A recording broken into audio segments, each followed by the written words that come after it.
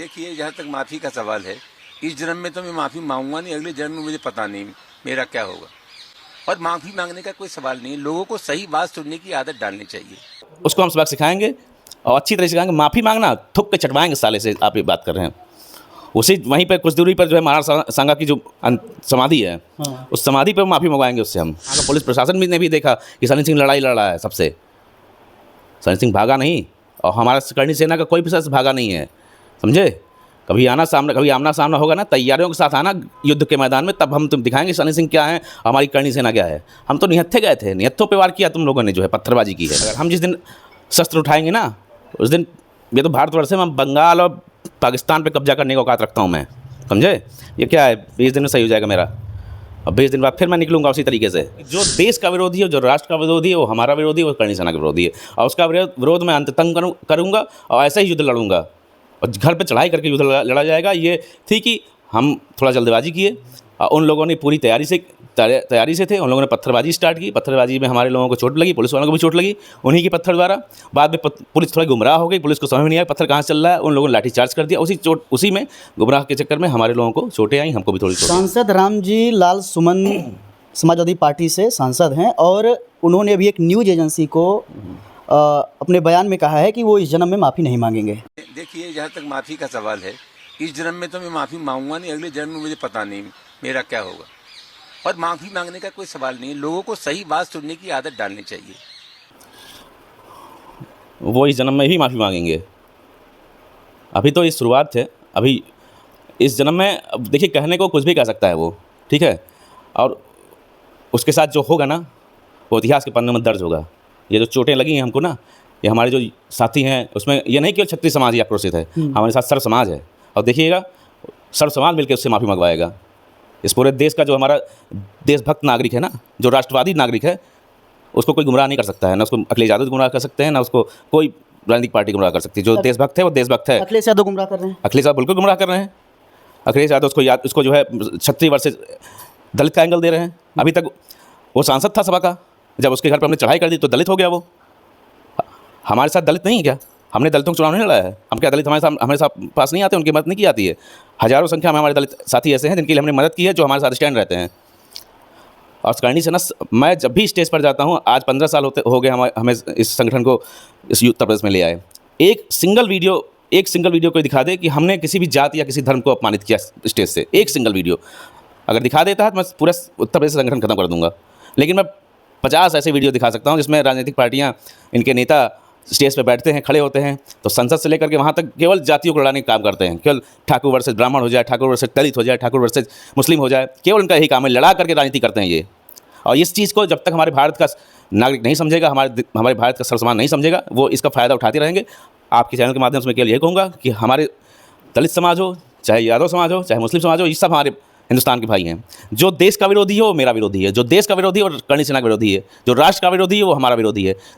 जो हमारे महापुरुषों का अपमान करेगा उसको हम सबक सिखाएंगे और अच्छी तरह से सिखाएंगे। माफ़ी मांगना थुक के चटवाएंगे साले से, आप ये बात कर रहे हैं। उसी वहीं पर कुछ दूरी पर जो है महाराणा सांगा की जो समाधि है, उस समाधि पर माफ़ी मंगवाएंगे उससे हम। और तैयारी, मैं आपके चैनल के माध्यम से कहता हूँ, आप मेरे भारतवर्ष के जितने भी मेरे राष्ट्रवादी साथी हैं, जो भी करणी सैनिक हैं, जो भी हमारे भाई हैं, वो तैयारी करें और उसका जवाब इसको देना है आपको।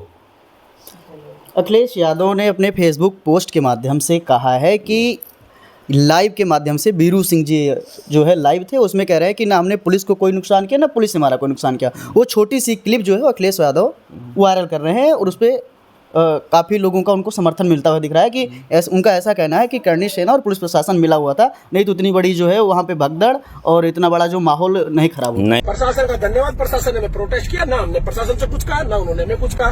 प्रशासन का धन्यवाद, प्रशासन ने प्रोटेस्ट किया, ना हमने प्रशासन से कुछ कहा, ना उन्होंने हमें कुछ कहा। नहीं, ये हमको जो चोटें आई हैं, पुलिस सीओ था, उसके साथ एक सिपाही था, उसकी 47 से उसने जो मुझे वार किया बैक से, तो मेरा हाथ फ्रैक्चर हुआ है। और उसके बाद पुलिस के द्वारा चलाई गई लाठी से मेरा सर भी फटा था। ऐसा नहीं है, पुलिस ने भी वहाँ लाठी चला के पुलिस ने अपना काम किया है। पुलिस पे उनको आरोप लगाने की आवश्यकता नहीं है। वो पुलिस पे आरोप लगाएंगे, वो सरकार पे आरोप लगाएंगे, वो अपने सांसद को बचाने के चक्कर में कुछ भी कर सकते हैं। उनका सांसद सही है, वो सही है, बाकी सब गलत हैं। सब सही है दुनिया में, उनसे अच्छा पार्टी कोई नहीं, अखिलेश यादव से अच्छा कोई नहीं है और उनके सांसद से अच्छा कोई नहीं है, बाकी सब गलत हैं। समाजवादी पार्टी केवल यही नियम कानून लगा रही है कि किसी प्रकार से जातीय संघर्ष हो जाए और ठाकुर वर्सेस दलित हो जाए, यादव हो जाए, ताकि आने वाले 2027 के चुनाव 28 के चुनाव में 27 के हमारी पार्टी जो है पीडीए की वो बहुमत से निकल जाए। क्या किया उन्होंने दलितों के लिए, अगर पूछ लूँ क्या किया है दलितों के, उन्होंने जो है मुसलमानों के लिए क्या कर दिया उन्होंने। फिलहाल ये सब राजनीतिक वर्ड है, लेकिन कुल मिला के ये जानिए कि जो देश का विरोधी है, जो राष्ट्र का विरोधी है, वो हमारा विरोधी है, वो करणी सेना का विरोधी है। और उसका विरोध मैं अंत तक करूँगा और ऐसा ही युद्ध लड़ूंगा और घर पे चढ़ाई करके युद्ध लड़ा जाएगा। ये थी कि हम थोड़ा जल्दबाजी किए, उन लोगों ने पूरी तैयारी से थे, उन लोगों ने पत्थरबाजी स्टार्ट की, पत्थरबाजी में हमारे लोगों को चोट लगी, पुलिस वालों को भी चोट लगी उन्हीं की पत्थर द्वारा। बाद में पुलिस थोड़ी गुमराह हो गई, पुलिस को समझ में नहीं आया पत्थर कहाँ से चल रहा है, उन लोगों ने लाठी चार्ज कर दिया। उसी में गुमराह के चक्कर में हमारे लोगों को चोटें आई, हमको भी थोड़ी चोटें आई। लगभग करणी सेना के कितने लोगों को चोटें आई हैं? करणी सेना लगभग 40 से 50 लोगों को चोटें आई हैं। 40 से 50 लोगों को 50 लोगों को चोटें। राणा सांगा के ऊपर ऐसी टिप्पणियां की गई तो कहीं ना कहीं इस बयान को अखिलेश यादव वो डिफेंड करते हुए नजर आए हैं। ये किस प्रकार की राजनीतिक रूप में देखते हैं? जो ये बहुत ओछी राजनीति है, गंदी राजनीति है। अरे जिन्होंने अपने देश को आज़ाद कराने के लिए मतलब मुगलों से लड़े, सबसे लड़ा उन्होंने, 80 घाव शरीर पर थे। उनकी इतिहास पढ़ो, जब पढ़ोगे तो पढ़ाई तो किया नहीं है, चले गए वहाँ लंदन से पढ़ के पता नहीं क्या पढ़ के आए हैं। आप पढ़िए उसको, इतिहास को, तब आपको समझ में आ गई हमारे महापुरुषों ने क्या किया है। आप पढ़े नहीं, आप कुछ जाने नहीं। पहली चीज़ तो मैं ये कह रहा हूँ कि आवश्यकता ही क्या है किसी महापुरुष पे टिप्पणी करने की। आपको चुनाव लड़ना है, आप अपना चुनावी मुद्दों पर आप बात करिए। आप जब धर्म पे बात करेंगे, आप जब हमारे महापुरुषों में बात करेंगे, जब आप हमारे स्वाभिमान को ठेस पहुंचाएंगे ना, तो ये इन चीज़ों का सामना करना पड़ेगा आपको। आप सोच रहे हैं कि हम दलित को जोड़ लेंगे, यादव को जोड़ लेंगे, मुस्लिम को जोड़ लेंगे, गुमराह करके आपस में लड़वा करके हम 2027 जीत लेंगे, कभी नहीं जीत सकते हैं आप। इस चीज़ को जान लीजिए। इस बार पूरा 36 समाज 2024 में आपके साथ था, तो आपकी ये स्थिति थी कि आप 5 से 43 संसद पर पहुंच गए। लेकिन आप 2027 इस चीज़ को याद रखेगा कि आपकी स्थिति इतनी बदतर होने वाली है, इसका जवाब हम 2027 में आपको देंगे महाराज। सर्व समाज को माफ़ी मंगवाते कि भाई ये इनके द्वारा टिप्पणी गलत की गई है, और इसके लिए मैं भारत के हर राष्ट्रवादी व्यक्ति से माफ़ी मांगता हूँ। ये बात वहीं ख़त्म हो सकती थी, लेकिन उन्होंने इसको और डिफेंड किया और ये स्थिति ला दी। और जानते हैं, हम आपको बता रहे हैं आपके चैनल के माध्यम से, ये इस स्थिति को वो और बढ़ाएंगे। वो ये चाहेंगे कि इस भारतवर्ष में गृह युद्ध हो जाए। लेकिन अब ये जानें कि जो चीज़ें होंगी इस देश में, जो भी चीज़ें होंगी वो बहुत ही गलत होंगी। हम चाहते नहीं हैं गृह युद्ध होना इस भारतवर्ष में। 2 फाड़ होगा इसमें, एक राष्ट्रवादी होगा और एक समर्थक होंगे उनके जो हमारे लोगों को गुमराह कर रहे हैं, जो देश को तोड़ना चाहते हैं। अब इस देश का नागरिक तय करेगा वो राष्ट्र के साथ है, वो धर्म के साथ है, या उनके साथ है जो इस देश के गद्दार हैं। और ये देश का नागरिक तय करेगा कि देश का गद्दार कौन है। देश का गद्दार सनी सिंह है, हमारी करणी सेना है, या देश के गद्दार वो हैं जो इस देश को बांट करके अपनी राजनीतिक इच्छा पूरी करना चाहते हैं। अब ये आप तय करेंगे, इस देश का नागरिक तय करेगा। उनके लिए क्या कहेंगे जो कह रहे हैं टोमेटो सॉस है, टोमेटो केचप है, रंग डाला गया है? टोमेटो केचप है, आ जाओ तुम मेरे घर पे और तुम्हें दिखाता हूँ अपने चोटों के निशान। 80 घाव उनके शरीर पर थे, हमारे महाराणा सांगा के ना 80 घाव हमारे शरीर पर भी हैं, उससे कम घाव नहीं। और सनी सिंह अंत तक लड़ा, भागा नहीं मैदान छोड़ करके, अंत तक लड़ा हूँ, अंत तक। वहाँ का पुलिस प्रशासन भी ने भी देखा कि सनी सिंह लड़ाई लड़ रहा है सबसे। सनी सिंह भागा नहीं, और हमारा करणी सेना का कोई भी सदस्य भागा नहीं है, समझे।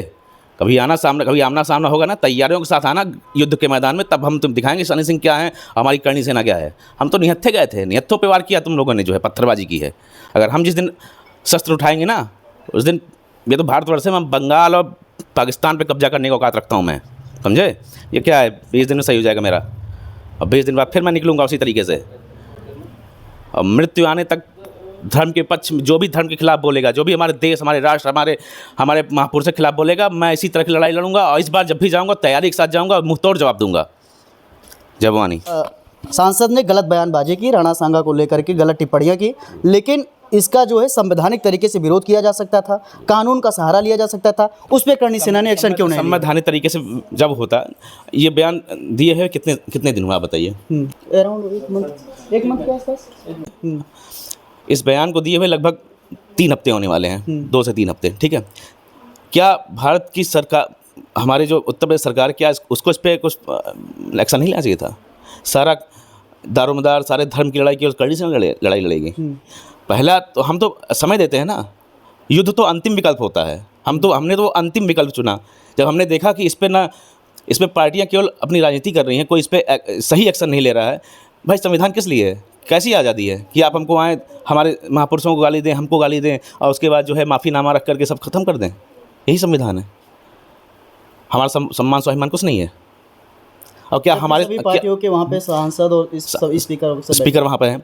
आप लोगों को संसद में ही जवाब देना चाहिए था। जो हमारे सवर्ण सांसद हैं उनको वहीं संसद में जवाब देना चाहिए। क्या चूड़ियाँ बन के बैठे हैं वो?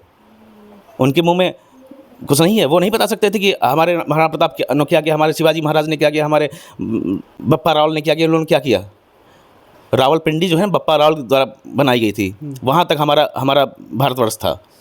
ये जो आज सिकुड़ के छोटा सा हो गया है ना, वो वहाँ तक हमारा वर्चस्व था। लेकिन ऐसे ही गद्दारों की वजह से हम सिमटते चले गए, ऐसे सिमटते चले गए।